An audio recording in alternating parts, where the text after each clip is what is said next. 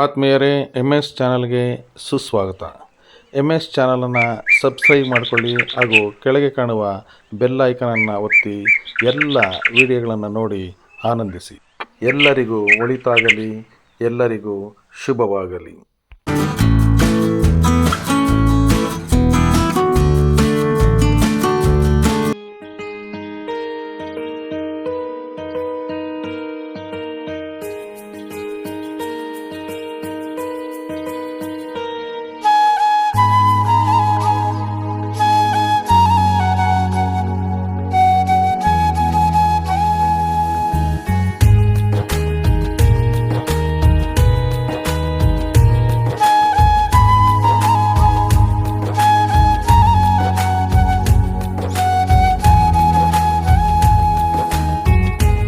ಆಸೀನರಾಗಿರುವಂತಹ ನಮ್ಮ ಶಾಲೆಯ ಎಲ್ಲ ಒಂದು ಶಿಕ್ಷಕರು ಹಾಗೂ ನಮ್ಮ ಶಾಲೆಯ ಮುಂಭಾಗದ SLN ಹಿರಿಯ ಪ್ರಾಥಮಿಕ ಶಾಲೆಯ ಮುಖ್ಯೋಪಾಧ್ಯಾಯರು ಆದಂತಹ ಶ್ರೀಯುತ ವೆಂಕಟೇಶ್ ಸರ್ ಅವರು ಸಹ ಈ ಒಂದು ಕಾರ್ಯಕ್ರಮಕ್ಕೆ ಆಗಮಿಸಿರ್ತಾರೆ.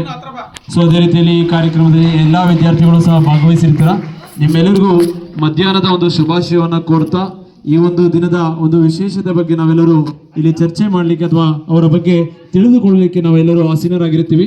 ಸೊ ಆ ನಿಟ್ಟಿನಲ್ಲಿ 516ನೇ ಜಯಂತಿ ನಮ್ಮ ನಾಡಪ್ರಭು ಎಂದೇ ಗುರುತಿಸಲ್ಪಟ್ಟಂತಹ ಕೆಂಪೇಗೌಡರ ಒಂದು 516ನೇ ಜಯಂತಿಯ ಒಂದು ಶುಭಾಶಯವನ್ನು ಕೋರ್ತಾ ಈ ಕಾರ್ಯಕ್ರಮದ ವೇದಿಕೆಯಲ್ಲಿ ಆಸೀನರಾಗಿರುವಂತಹ ಗಣ್ಯರನ್ನ ಸ್ವಾಗತವನ್ನು ಕೋರಲಿಕ್ಕೆ ಬಯಸುತ್ತೇನೆ.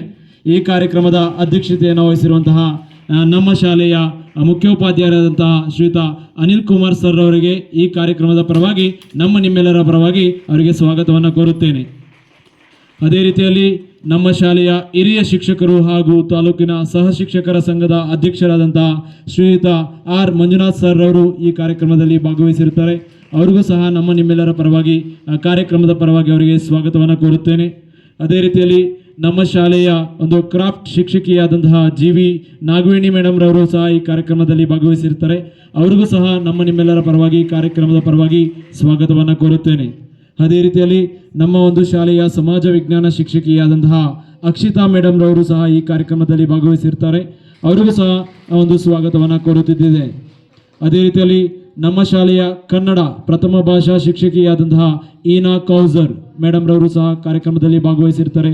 ಅವರಿಗೂ ಸಹ ನಿಮ್ಮೆಲ್ಲರ ಪರವಾಗಿ ಕಾರ್ಯಕ್ರಮದ ಪರವಾಗಿ ಸ್ವಾಗತವನ್ನು ಕೋರುತ್ತಿದ್ದೇನೆ. ಅದೇ ರೀತಿಯಲ್ಲಿ ಈ ಒಂದು ಶಾಲೆಯಲ್ಲಿ ಬಹಳಷ್ಟು ವಿದ್ಯಾರ್ಥಿಗಳು ಸಹ ಈ ಕಾರ್ಯಕ್ರಮದಲ್ಲಿ ಭಾಗವಹಿಸಿರ್ತೀರಾ.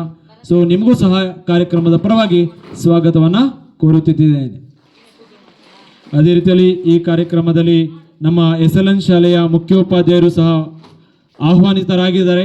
ಸೊ ಕಾರ್ಯಕ್ರಮದಲ್ಲಿ ಆಸೀನರಾಗಿದ್ದು ಅವರಿಗೂ ಸಹ ಮತ್ತೊಮ್ಮೆ ನಾನು ಸ್ವಾಗತವನ್ನು ಕೋರುತ್ತಿದ್ದೇನೆ.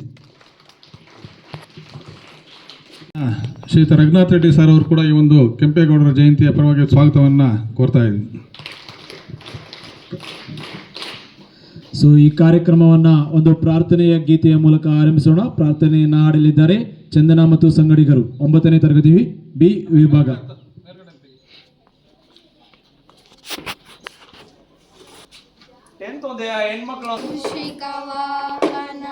ಮೋದಕ ಹಸ್ತ ಚಾಮರ ಕರ್ಣ ವಿಲಂಬಿತ ಸೂತ್ರ ವಾಮನ ರೂಪ ಮಹೇಶ್ವರ ಪುತ್ರ ವಿಘ್ನ ವಿನಾಶಕ ಪಾದ ನಮಸ್ತೆ ನಮಸ್ತೆ ನಮಸ್ತೆ ನಮಃ. ಶರಣು ಶರಣಯ್ಯ ಶರಣು ಬೆನಕ ನೀಡಯ್ಯ ಬಾಲೆಲ್ಲ ಬೆಳಗುವ ಬೆನಕ. ಶರಣು ಶರಣಯ್ಯ ಶರಣು ಬೆನಕ ನೀಡಯ್ಯ ಬಾಲೆಲ್ಲ ಬೆಳಗುವ ಬೆನಕ. ನಿನ್ನ ನಂಬಿದ ಜನಕ್ಕೆ ಇಹುದಯ್ಯ ಎಲ್ಲ ಸುಖ ತಂದೆ ಕಾಯೋ ನಮ್ಮ ಕರಿಮುಖ. ಶರಣು ಶರಣಯ್ಯ ಶರಣು ಬೆನಕ ನೀಡಯ್ಯ ಬಾಲೆಲ್ಲ ಬೆಳಗುವ ಬೆನಕ. ಈ ಶುಭ ಹಾರೈಸಿದಂತಹ ನಮ್ಮ ಒಂದು ಚಂದನ ಮತ್ತು ಸಂಗಡಿಗರಿಗೆ ಶುಭಾಶಯವನ್ನು ಕೋರುತ್ತೇನೆ. ಅದೇ ರೀತಿಯಲ್ಲಿ ಮುಂದಿನ ಕಾರ್ಯಕ್ರಮ ಶ್ರೀ ನಾಡಪ್ರಭು ಕೆಂಪೇಗೌಡರ ಜಯಂತಿಯ ಪ್ರಯುಕ್ತ ಒಂದು ಪೂಜಾ ಕಾರ್ಯವನ್ನು ಹಮ್ಮಿಕೊಳ್ಳಬೇಕಾಗಿದೆ. ಈ ಒಂದು ಪೂಜಾ ಕಾರ್ಯವನ್ನು 10ನೇ ತರಗತಿ ವಿದ್ಯಾರ್ಥಿಗಳಿಂದ ನೆರವೇರಿಸಿಕೊಡಬೇಕಾಗಿ ತಮ್ಮಲ್ಲಿ ಕೋರುತ್ತೇನೆ.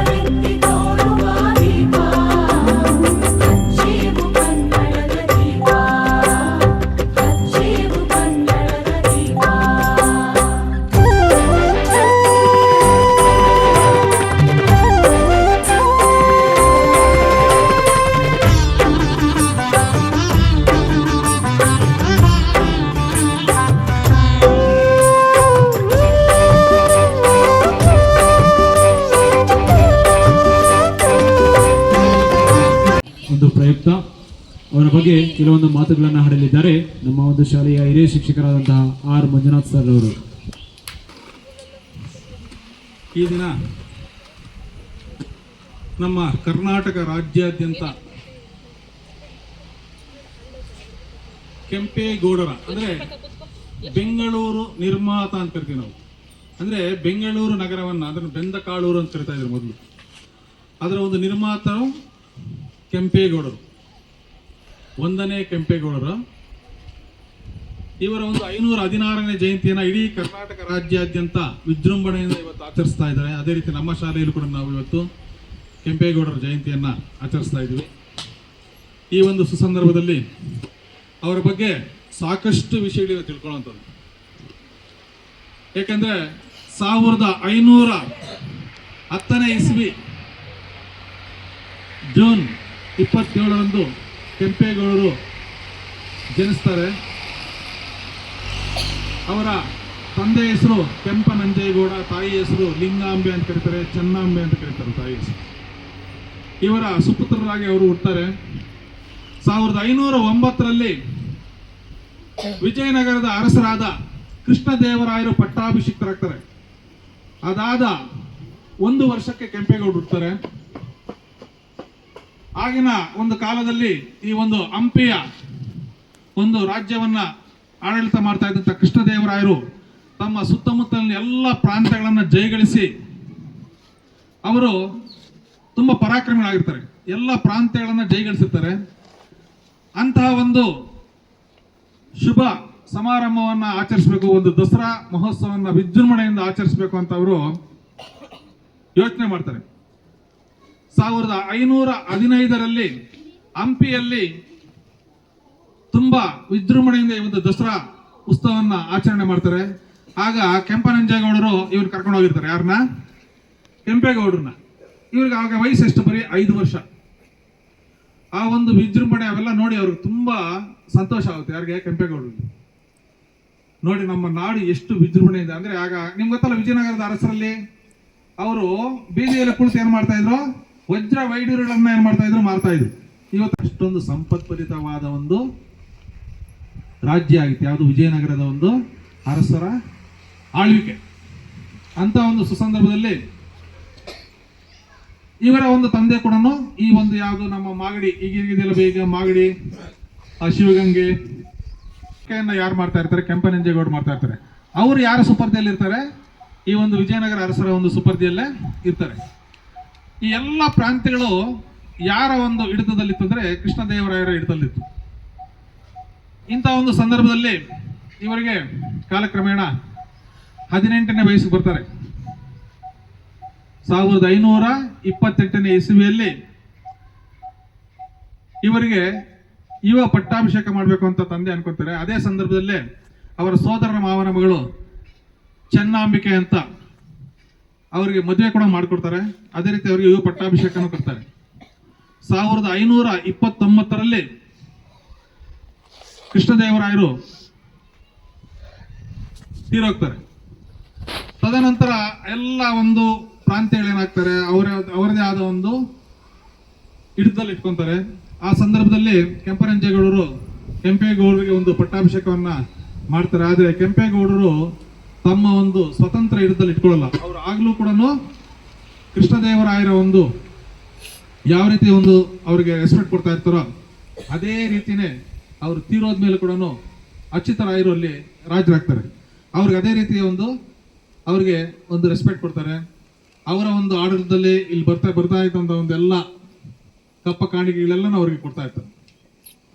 ನಂತರ ಇವರಿಗೆ ಅನ್ಸುತ್ತೆ, ಹಂಪಿ ಎಷ್ಟು ವೈಭವದಿಂದ ಕೂಡಿದೆ, ಅದೇ ರೀತಿ ನಾವು ಒಂದು ಸುಂದರವಾದ ಒಂದು ನಗರವನ್ನು ನಿರ್ಮಾಣ ಮಾಡಬೇಕಲ್ಲ ಅಂತ ಅವ್ರಿಗೆ ಅನ್ಸುತ್ತಾಗ. ಆಗ ಅವರು ಏನ್ ಮಾಡ್ತಾರೆ ಅಂದ್ರೆ, ಯಾಕೆಂದ್ರೆ ಇವರು ಚಿಕ್ಕ ವಯಸ್ಸಿನಲ್ಲೇ ಎಲ್ಲ ವಿದ್ಯಾಭ್ಯಾಸನ ಕಲಿತಿರ್ತಾರೆ. ಕತ್ತಿ ವರ್ಷದಿಂದ ಹಿಡಿದು ಕುದುರೆ ಸವಾರಿಯಿಂದ ಹಿಡಿದು ಮಲ್ಲಕಾಳದಲ್ಲಿ ತುಂಬಾ ಪರಿಣಿತರಾಗಿರ್ತಾರೆ. ತುಂಬಾ ಶಕ್ತಿಶಾಲಿಗಳು ಮತ್ತು ಧೈರ್ಯವಂತರು ಯಾರು? ಕೆಂಪೇಗೌಡರು. ಅವ್ರು ನೋಡಿ, ಅವರು ತಮ್ಮ ಹಿಡಿತದಲ್ಲಿ ಅನೇಕ ಪ್ರಾಂತ್ಯಗಳನ್ನ ಗೆದ್ಕೊಂಡು ಬರ್ತಾರೆ. ಆಗ ಅವರು ಯೋಚನೆ ಮಾಡ್ತಾರೆ, ಒಂದು ಎತ್ತರವಾದ ಪ್ರದೇಶಕ್ಕೆ ಹೋಗ್ತಾರೆ. ಹೋದಾಗ ಅಲ್ಲಿ ಅವ್ರ ಸುತ್ತಲೂ ನೋಡ್ತಾರೆ, ತುಂಬಾ ಕಾಡಿರುತ್ತಾಗ ಇದರಲ್ಲಿ ಯಾವ ಒಂದು ಸುಂದರವಾದ ನಗರ ನಿರ್ಮಾಣ ಮಾಡಬೇಕು ಅಂತ ಹೇಳಿದಾಗ ಆಗ ಅವರು ಈಗ ಬೆಂಗಳೂರು ನಾವು ಮಧ್ಯದಲ್ಲಿ ನಿಂತ್ಕೊಂತೀವಿ. ಚಿಕ್ಕಪೇಟೆ ಗೊತ್ತು, ನೋಡಿದಿರಲ್ಲ ಬೆಂಗಳೂರಲ್ಲಿ, ಯಾರಾದ್ರು ನೋಡಿದಿರಾ? ಚಿಕ್ಕಪೇಟೆ. ಈ ಕಡೆ ಬಂದ್ರೆ ಹಲಸೂರು, ಈ ಕಡೆ ದಕ್ಷಿಣಕ್ಕೆ ಬಂದ್ರೆ ಮಾಗಡಿ, ಉತ್ತರಕ್ಕೆ ಹೋದ್ರೆ ಬರುತ್ತೆ ನಮ್ಗೆ. ಆ ಕಡೆ ಉತ್ತರಕ್ಕೆ ದಕ್ಷಿಣಕ್ಕೆ ಇದು ಬರುತ್ತೆ, ಯಾವುದು ಬನಶಂಕರಿ ಬರುತ್ತೆ. ಈ ಕಡೆ ಬಂದ್ರೆ ನಮಗೆ ಮಾಗಡಿ ಬರುತ್ತೆ. ಆಗ ಕೋಲಾರ ಪ್ರಾಂತ್ಯ ಕೂಡ ಏನಾಗಿರುತ್ತೆ, ಸೇರಿರ್ತದೆ. ಇವರ ಒಂದು ಹಿಡಿದಲ್ಲೇ ಇರುತ್ತೆ ಕೋಲಾರ, ಆಮೇಲೆ ಮಾಗಡಿ, ಶಿವಗಂಗೆ,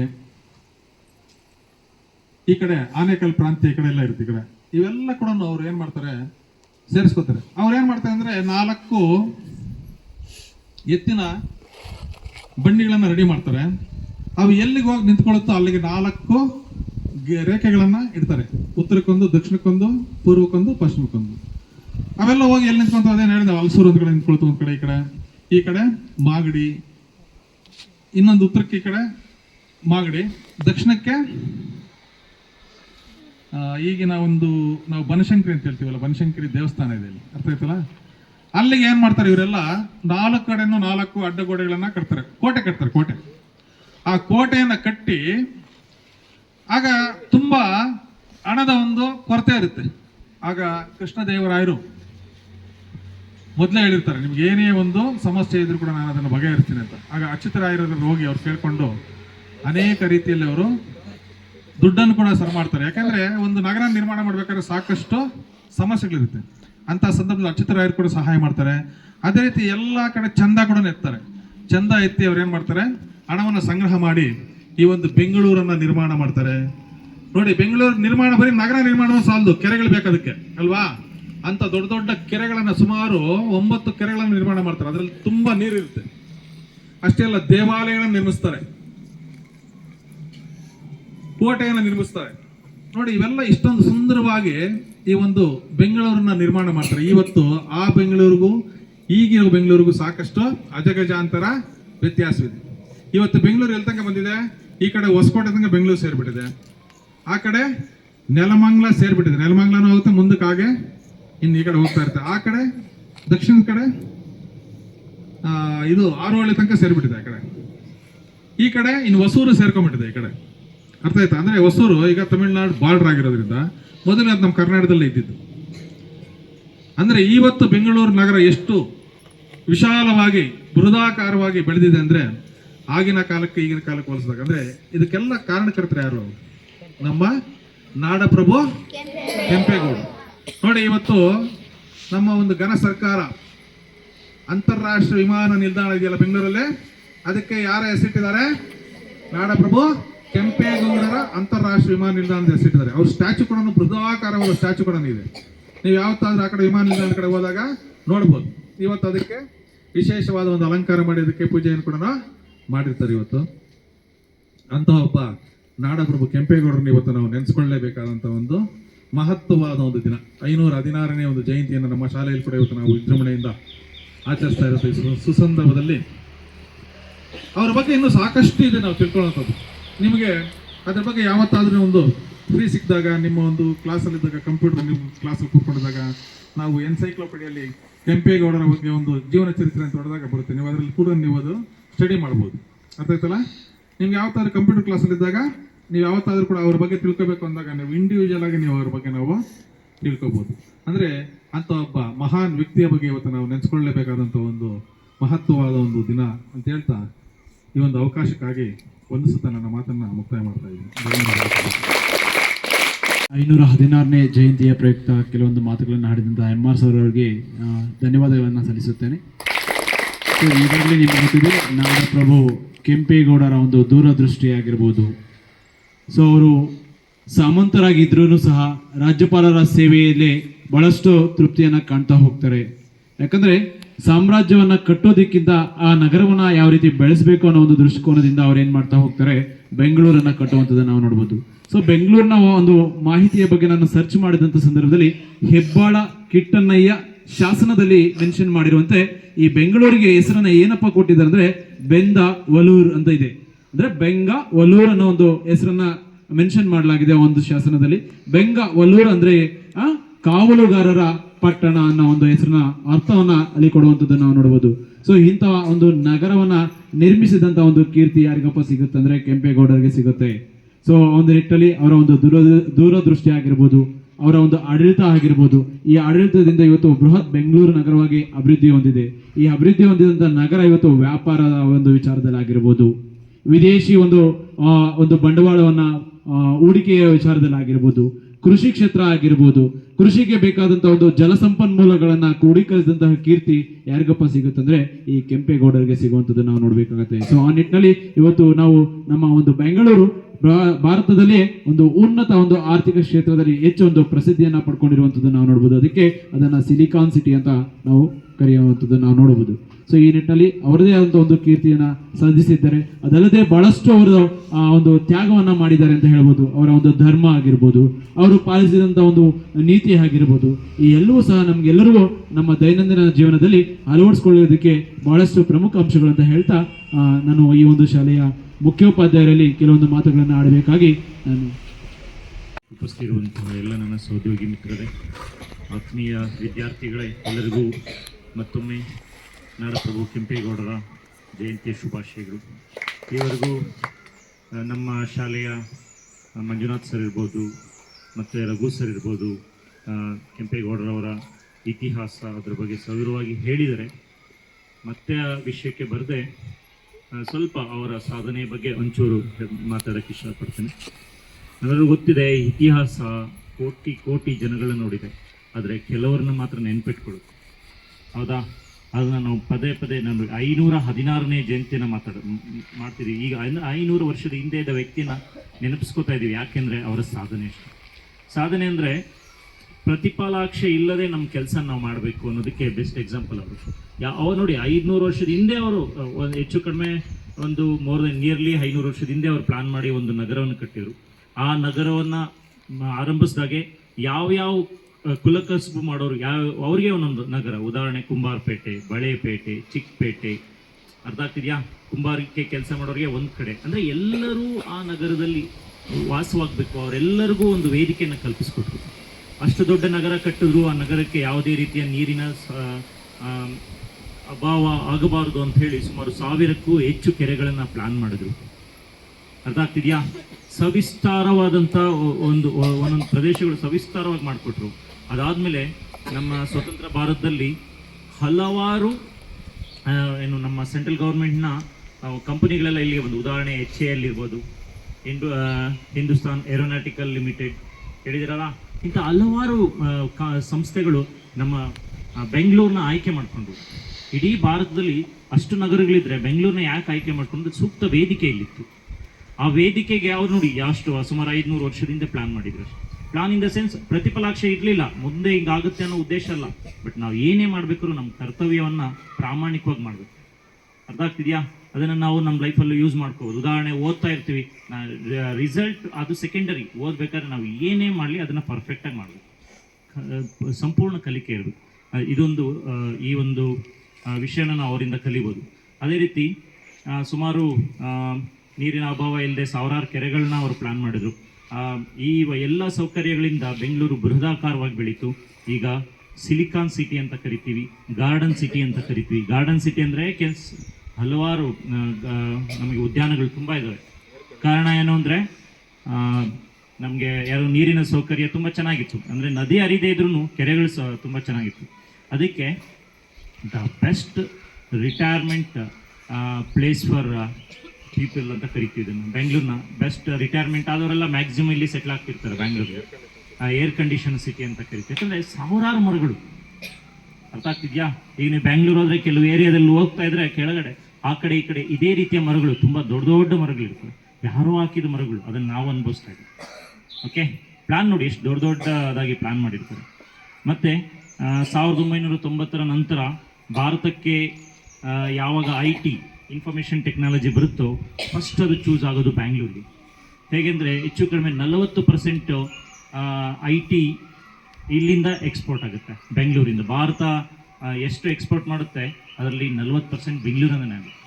ಸುಮಾರು ಕರ್ನಾಟಕದ ಆರ್ಥಿಕ ಒಂದು ವ್ಯವಸ್ಥೆ ಏನಿದೆ ಅದರಲ್ಲಿ ಹೆಚ್ಚು ಆದಾಯ ಬೆಂಗಳೂರಿನಲ್ಲೇ ಬರುತ್ತೆ. ಸುಮಾರು 60% ಕರ್ನಾಟಕ ರಾಜ್ಯದ ಆದಾಯ ಬೆಂಗಳೂರಿನಿಂದ ಬರುತ್ತೆ.